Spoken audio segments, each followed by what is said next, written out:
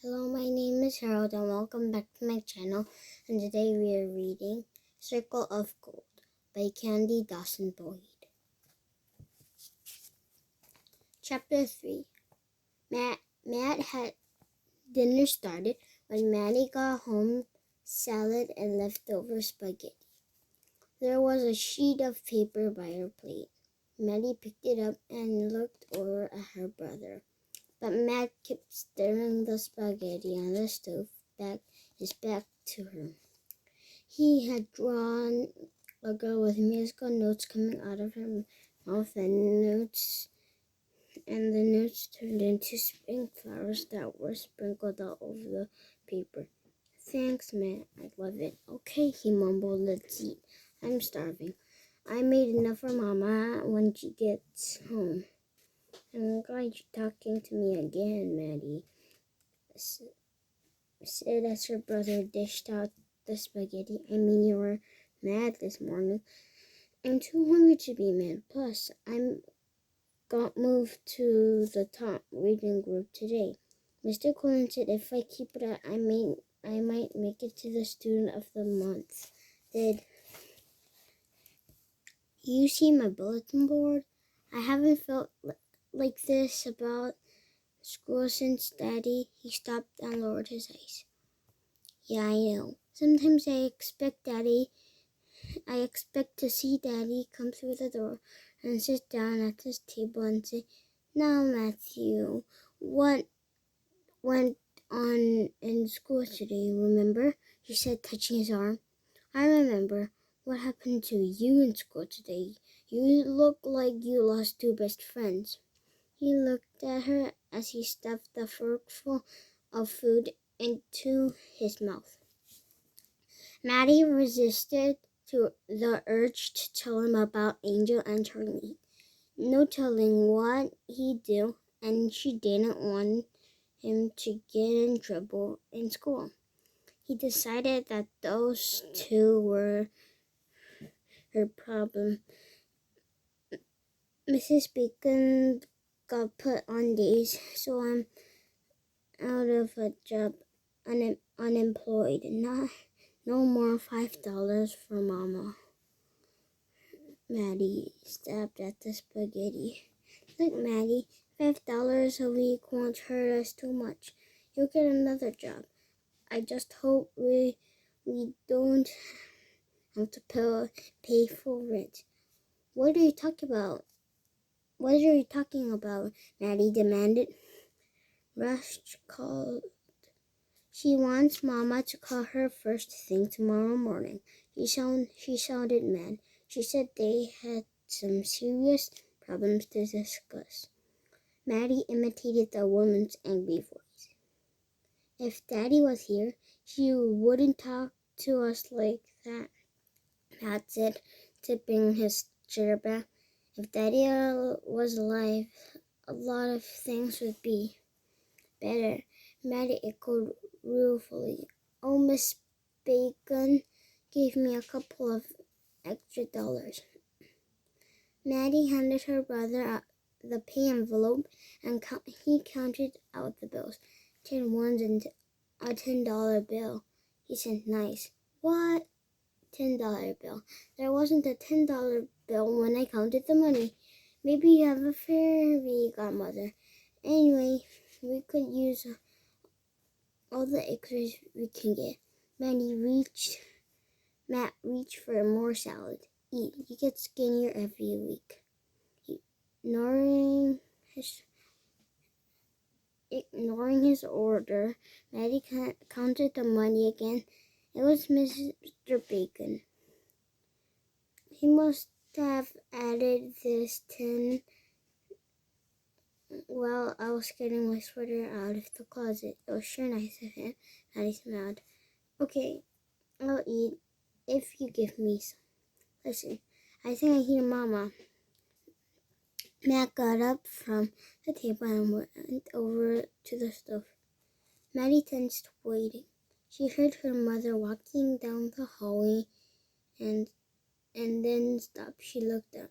Mrs. Benson was leaning against the frame of the kitchen door. She was a small, tired-looking woman. Wisps of curly hair twisted out of a tight bun at the nape of her neck.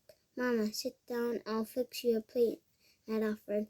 "Not too much, Matt. I'm not hungry." Mrs. Benson sank slowly into her chair at the table. The brown corduroy skirt and yellow sweater that had once fit snugly hung loosely on her body.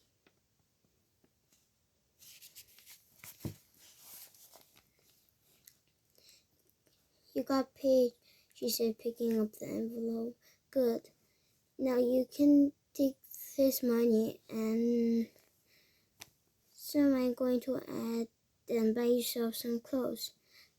Mama's eyes rested on Maddie a bit distantly as if she was straining to bring her into sharper focus. "I don't need clothes, Mama. We need this money for other things," protested Maddie. "Yes, you do, and that's that. Matt and I can handle any problems that come up, can't we?" And she turned to Matt. "Sure, Mama, sure."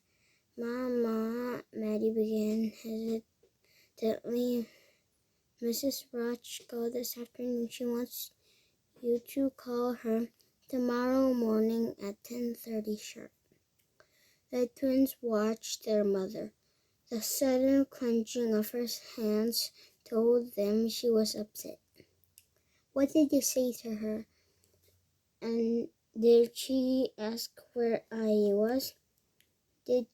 What did you say to her, Maddie?" The questions hit Maddie like bullets. "I just told her that you were getting cheaper parts for the stove than you had to do the front halls and get some medicine for Matt." The words ran on like a swollen mountain stream. Mrs. Benson's face clouded with anger. "Cheaper parts? I called her this week and told her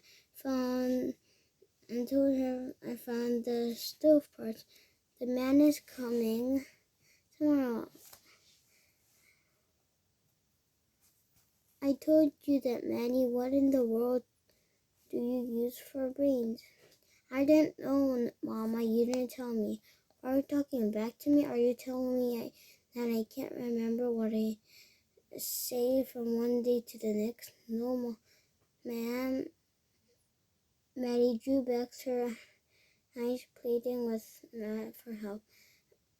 "Come on, Mama, don't get upset." Maddie just said what I would have said, except for the part about my being sick.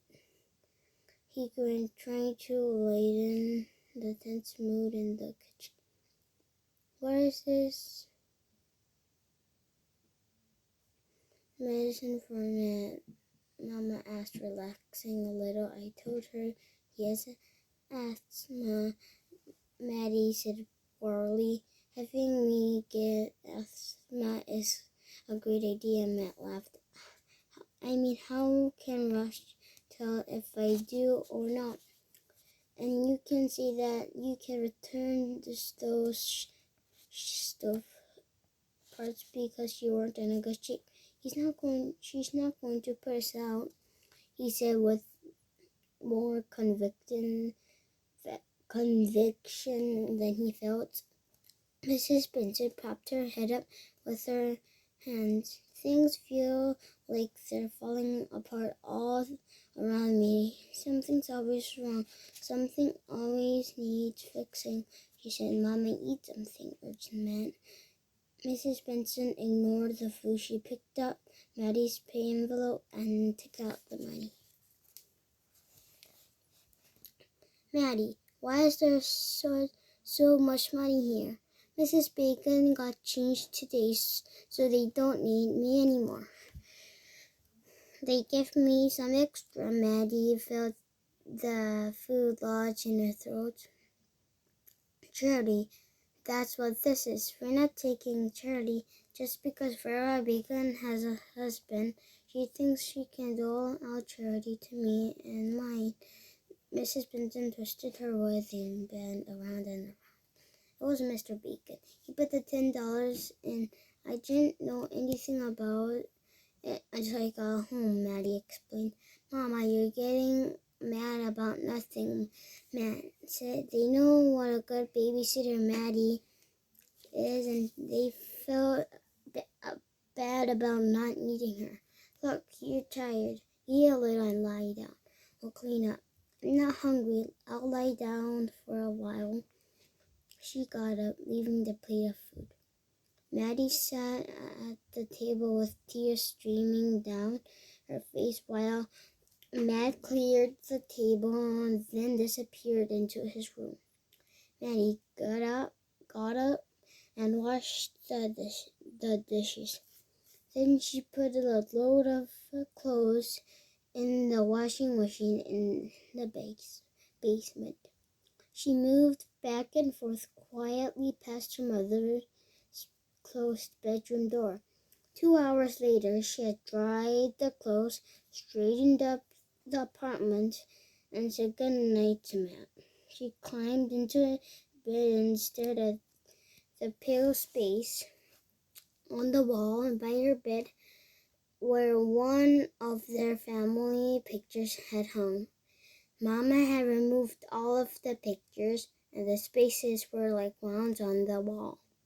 Maddie lifted the corner of her mattress and pulled out a photograph wrapped in one of her father's handkerchiefs. There was Daddy with his arm around Happy Mama and Maddie hugging him around the waist. Maddie touched the joyful faces that Matt had photographed. She put the picture under her pillow. Thoughts of her father, ginkgo trees, and silky fan leaves of rose and mauve floated through her mind. She pushed her mother's angry face away and thought of better times when she was Daddy's girl. Finally, she fell asleep.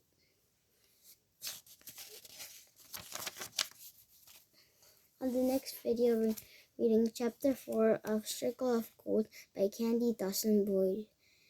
See you on the next video. Bye.